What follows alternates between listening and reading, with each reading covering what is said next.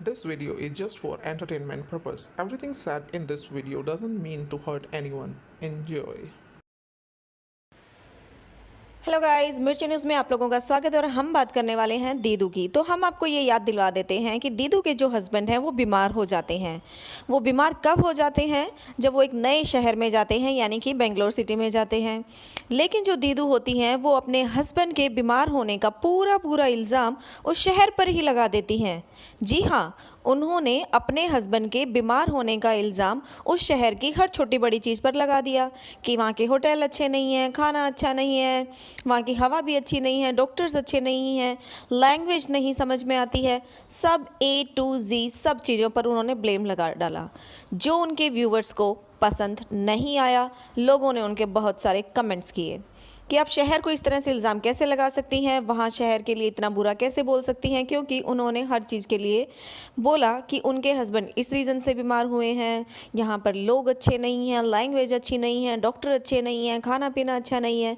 तो दीदू, जब कुछ अच्छा ही नहीं है तो आप वहाँ पे करने क्या गई थी?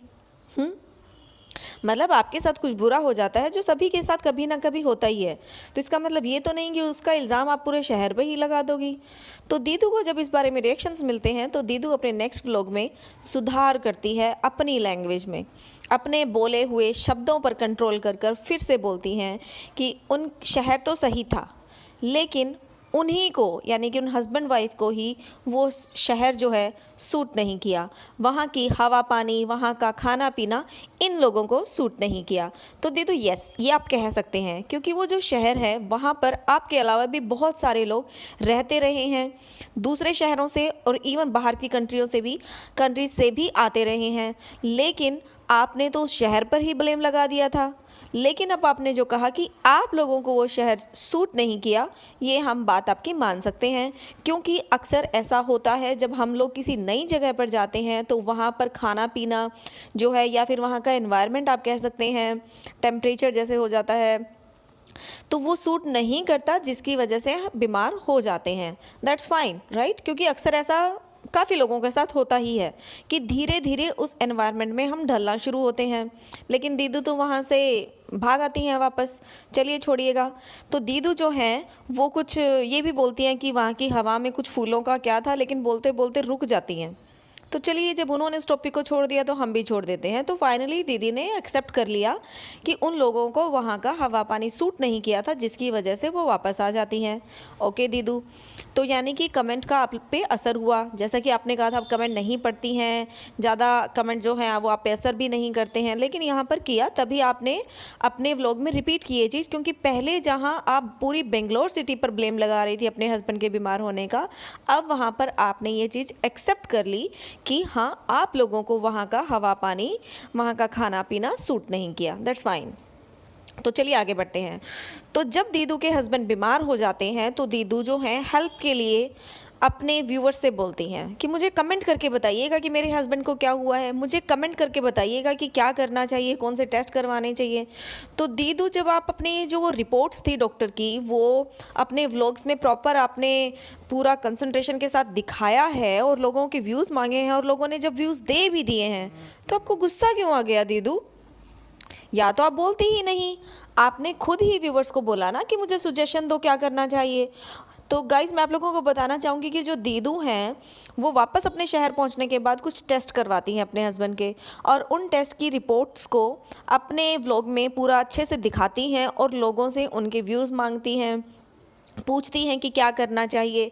और जब लोग उनको ये राय देते हैं कि अपने हस्बैंड का एक बार फिर से कोविड का टेस्ट करवा लो, तो दीदू को गुस्सा ही आ जाता है। दीदू तो पगला जाती हैं और फिर वो अपने व्लॉग में बोलती हैं कि अरे, ये लोग तो ऐसे बोल रहे हैं, ये करवा लो, वो करवा लो, फलाना करवा लो, ढिमकाना करा लो, जैसे हमें तो कोई नॉलेज ही नहीं है। दीदू, आपको नॉलेज थी तो फिर लोगों से क्यों पूछ रही थी? बोलो। आपने ही पूछा ना लोगों से, तभी लोगों ने आपको राय दी। तो इसमें बौखलाने वाली क्या बात थी? आप इतनी क्यों बौखला गई हो कि अपने व्यूवर्स को फिर सुना रही हो? दीदी तो ये भी ताना मार देती है कि टेस्ट करवा लो, 4500 हमारे यहाँ टेस्ट में लग गए, 4500 हमारे उस टेस्ट में लग गए, और 18,000 की तो हमने टिकटें करवा ली थी वापस आने की। तो दीदी, ये सारा जो खर्चा है वो आपके व्यूवर्स नहीं देने वाले ना आपको। इनडायरेक्टली देने वाले हैं आपके व्लॉग्स देख देख कर जो डॉलर्स आएंगे ऑब्वियसली, लेकिन डायरेक्टली आपके अकाउंट में तो नहीं जमा करवाने वाले। तो अपने व्यूअर्स पे क्यों धौंस मार रही है उस बात की? टेस्ट करवाया आपने अपने हस्बैंड का, राइट? डर लग रहा था तो आपको लग रहा था, आपने ही सजेशंस मांगे थे रिपोर्ट दिखाकर।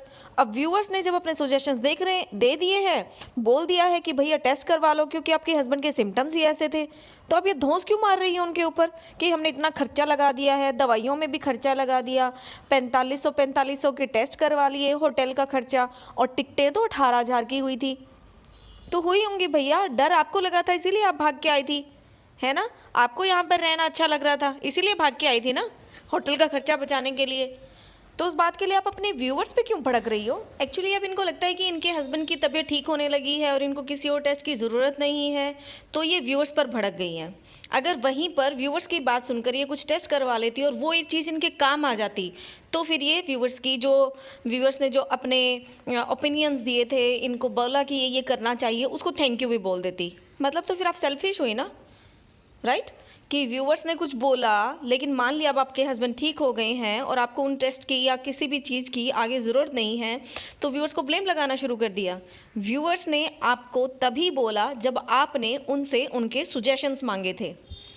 तो चलिए गाइस, अब हम आगे बढ़ते हैं अक्कू और प्रीतो पर।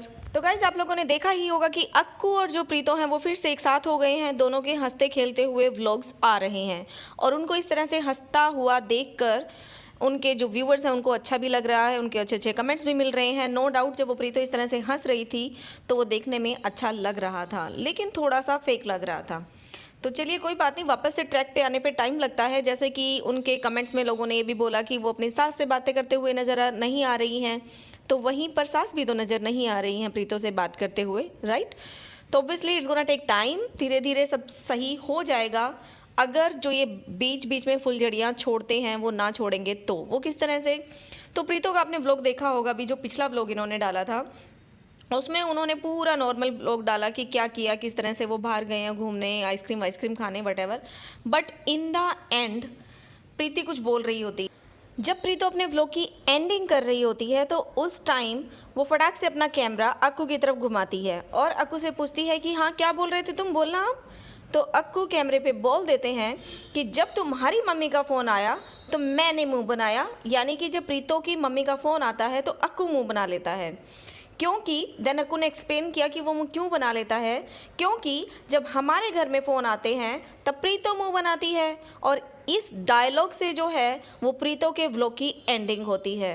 तो क्या आपको नहीं लगता है कि ये एक फुलझड़ी छोड़ी गई थी? मतलब आप, और उसके बाद तो आप लोगों ने देखा ही होगा अक्कू के ब्लॉग में कि किस तरह से वो प्रीतो को बार बार टोंटिंग करते हैं कि तुम मायके चली जाओ। एक्चुअली अक्कू के ब्लॉग की शुरुआत इसी से होती है कि अक्कू जो है अपने बच्चे को कपड़े पहना रहे होते हैं और फिर प्रीतो को टोंट मारते हैं कि मैं इसको कपड़े पहनाने सीख रहा हूँ ताकि अब की बार तुम मायके जाओ तो तुम रह सको और मैं अक्कू को संभाल सकूं, खुद से अकेले से संभाल सकूं। क्योंकि प्रीतो ने जब लड़ाई चल रही थी अपने ब्लॉग में बार बार बोला था कि वो अकेले संभालती हैं, तो अक्कू ने भी टोंट मार दिया कि तुम अब अपने मायके जा सकती हो, मैं बच्चे को अब अकेले संभाल सकता हूँ। एक बार नहीं, ये टोंट बार बार मारा जाता है। आपको याद हो तो जब वो अक्कू की मम्मी के वैक्सीनेशन के लिए जाते हैं तब भी वो यही बोलते हैं प्रीतो को तुम जा, मतलब बार बार वो ये इस बात को यूज़ करते हैं। तो व्यूअर्स को ये बात पसंद नहीं आती। ऑब्वियसली जब वो लड़ाई को भूल कर आगे बढ़ने के लिए आप लोग आ गए हैं तो एक दूसरे को ये टोंटिंग क्यों कर रहे हैं? एक्चुअली टोंटिंग तो अक्कू ही कर रहा था, लेकिन प्रीतो ने उनकी टोंटिंग को रिकॉर्ड करके अपने व्लॉग में दिखाया जिससे उन्होंने अपने व्लॉग की एंडिंग की। लेकिन ये नहीं था कि मतलब लोग अगर ये ब्लेम लगाते कि देखो प्रीतो ने अपने ब्लॉग में क्यों दिखाया, तो अक्कू भी पीछे नहीं है भैया। अक्कू ने भी अपने ब्लॉग में वो टोंटिंग जो अक्कू ने की है प्रीतो के लिए वो भी साफ साफ जग जाहिर में दिखाई है। इसके साथ साथ अक्कू के व्लॉग में ये भी देखने को मिलता है कि प्रीतो जो होती हैं वो अपनी फ़ोन कॉल पे होती हैं जिसमें वो ये कंप्लेन करती हैं कि जब से तुमने ये नया गेट लगवाया है तब से रेंज नहीं आती और मैं हेलो हेलो करती रहती हूँ, गुस्सा आता है। देन अक्कू क्या बोलते हैं, इसमें क्या डायलॉग मारते हैं, आजकल काफ़ी डायलॉग बाजी कर रहे हैं अक्कू, हवा में उड़ रहे हैं ना। प्रीतो वापस जो आ गई है तो अक्कू डायलॉग मारते हैं कि अच्छा है तुम्हारी रेंज नहीं आ रही, कम से कम अब तुम फ़ोन को कम टाइम दोगे और बेबी को ज़्यादा टाइम दोगे। अक्कू रियली, मतलब बेबी तो तुम ही नहीं रखते थे, वो तो रखती ही थी बेबी को, और तुम ये डायलॉग मार रहे हो। तो इस बात पे प्रीतो को भी गुस्सा आता है और वो बोलती है कि वो बेबी को बहुत टाइम देती है, लेकिन व्यूअर्स को कहाँ गुस्सा आता है। व्यूअर्स किस बात की कंप्लेन करते हैं? उसी व्लॉग में उसी टाइम में जब इन दोनों के बीच में ये कन्वर्सेशन चल रही होती है, यानी कि बच्चा अपना आराम से बेड पे सोया हुआ होता है और ये दोनों इस बात को कर रहे होते हैं क्योंकि प्रीतो फ़ोन पे बिजी होती हैं और जो अक्कू होते हैं वो अपने व्लॉग बनाने में बिजी होते हैं। लेकिन इनकी मम्मी कहाँ बिजी होती हैं? वो होती हैं धूप में, कड़ी धूप में छत पर गेहूं साफ़ कर रही होती हैं। अक्कू एक्सप्लेन करते हैं कि मम्मी को गेहूं साफ़ करनी ही पड़ेगी, अगर साफ़ नहीं करेगी, मम्मी गेहूं साफ़ नहीं करेंगी तो हम खाएंगे क्या? मतलब आप लोगों के खाने के लिए आपकी बूढ़ी माँ जो है वो धूप में बैठकर गेहूं साफ़ कर रही है और आप लोग दोनों के दोनों जो यंग हो, जिनको वो काम करना चाहिए, वो यहाँ पर अपने फ़ोन में बिज़ी हो, किसी भी तरीके से फ़ोन में बिज़ी हो। अब देखा जाए लोग जो हैं अक्कू के व्लॉग में कमेंट करते हैं, ऑब्वियसली जो प्रीतो के फेवर में है वो प्रीतो के फेवर में कमेंट करेंगे, जो अक्कू के सपोर्टर्स हैं वो अक्कू के लिए करेंगे। कि कुछ लोगों ने जैसे कमेंट किया कि प्रीतो अपनी सासू माँ की हेल्प क्यों नहीं कर रही है, आई मीन प्रीतो वो काम क्यों नहीं कर रही है, सासू माँ गेहूँ साफ़ क्यों कर रही है। तो वहीं कुछ लोग ये भी बोलते हैं कि अक्कू क्यों नहीं कर रहा है, और मैं यहाँ पर ये बोलना चाहूँगी कि वो दोनों ही क्यों नहीं कर रहे हैं। मतलब जो बेबी अब सो रहा है तो उसको तो उनकी मम्मी भी देख सकती थी, यानी कि प्रीतो की सास भी संभाल सकती थी। जैसे कि प्रीतो के मायके में उनकी मम्मी जब ऑफिस से आती थी तो वो बच्चे को संभालती थी और प्रीतो किचन का काम करती थी, राइट। यानी कि बच्चे को रखा जा सकता है, धीरे धीरे आदत भी डालनी पड़ती है, और इस टाइम तो बच्चा वैसे भी सो रहा था। तो यहाँ पर जब दोनों अक्कू और प्रीतो होते हैं, जो काम उनको करना चाहिए था वो उनकी माँ कर रही होती है और अक्कू अपनी माँ का वो व्लॉग बना रहे होते हैं, जो बहुत ही शर्मनाक है कि आपकी माँ को रेस्ट करना चाहिए, आप दोनों को काम करना चाहिए, वहीं पर उल्टा काम हो रहा था, राइट अक्कू। तो आप अपनी माँ की काम में हेल्प कीजिए, बजाय कि ये डायलॉग बाजी मारने के, वो ज़्यादा बेटर होगा। तो गाइस आज के लिए इतना ही, कल फिर मिलेंगे एक नई वीडियो के साथ, और तब तक के लिए bye bye. Please like and share the video and subscribe the channel. Thank you for watching.